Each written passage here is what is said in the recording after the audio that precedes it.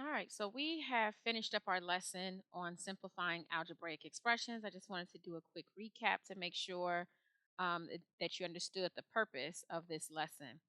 So, what we did was we focused on some of the key concepts, we worked on some of the different techniques, and we also worked on some real world problems so that we could understand the importance of simplifying algebraic expressions. I wanted to break down a couple things for you. In terms of our vocabulary terms, we had the terms, which means that we're talking about individual parts of an expression. Remember, they're separated by either addition or subtraction. So in this case, we have 3x plus 5 minus 2y. So our terms are going to be 3x, 5, and 2y.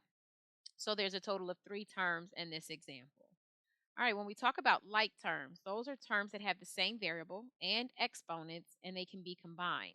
So, for example, if we have 4a plus 2b minus 3a plus 7, then 4a and negative 3a are considered to be like terms because they have the same variable.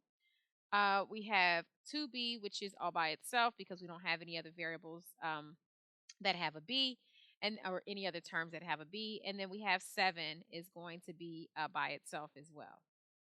When we combine those like terms, for the a's, the 4a and the negative 3a, that becomes 1a. And remember, if we have one and only one, instead of us writing a number as the coefficient, we can just write the variable, and we know that it is 1a because that's all that we see is 1a. All right, next thing that we learned was about our coefficient. So the coefficient is the numerical part of a term with the variable. So for example, if we have 6m plus 8, the coefficient is going to be the 6. It's the coefficient of m. So what it's saying is that we are multiplying m by 6. Okay, so that's multiplied. Instead of us having 1m, we have 6 of the m's in place.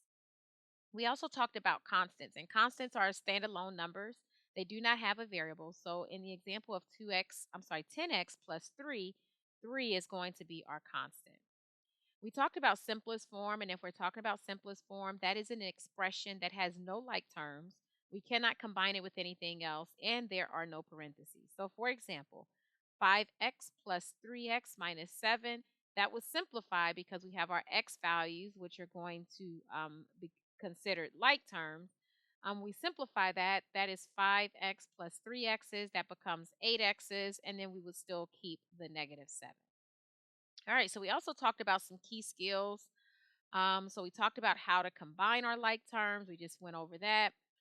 So remember, you're going to simplify it first. You'll combine the like terms, and then you should get your results. So in our example here, 7y plus 2 plus 3y minus 5, our like terms are going to be 7y and 3y. We also have 2 and 5, negative 5, which would also be considered like terms. And this is how we get 10y minus 3. We also talked about using the distributive property. So remember, the distributive property means that you're going to give out or dish out whatever the number is that we have outside of the parentheses to each term within the parentheses. So in other words, you're multiplying it by each quantity or term within the parentheses. So in this example, we have 3, which is going to be multiplied by 2x, so that will become 6x. And then you have 3 and 4, that is going to become 12. Okay, so you would simplify it. We take it out of the parentheses. This 3 times 2x plus 4 simplifies to 6x, or is expanded to 6x plus 12. We also talked about applying what we know in terms of simplifying algebraic expressions to real world scenarios, and we were able to find the perimeter of a triangle. They gave us sides. It was 2x plus 3 for an example, 4x minus 1 is another side, and then x plus 5. So remember, when you're talking about the perimeter, we're just talking about adding up the sides around the figure. So when we simplified that, we came out with 7x plus 7. So the most important thing that I want you to understand is, why does all this matter? And so I want you to understand that when we're simplifying algebraic expressions, not only is it a skill that we use in the classroom, but it's going to be considered to be a life skill. When you're able to simplify, it helps you to better understand and work with mathematical relationships and concepts. It's going to help you to solve your equations more efficiently. So remember, I want you to work smarter, not harder. And it's going to also help you to tackle real world problems such as geometry, if we're using this information in data analysis. It's going to help you to come out with precise answers to make sure that you're coming out with the right information at the end. So, with practice, these skills will become second nature. You'll definitely need to understand these concepts as you move on through different levels of math, because this is definitely going to be something that is going to help you out as you get to more complex problems that you'll need to solve. And it's going to help you to become a bit more confident in terms of algebraic expressions.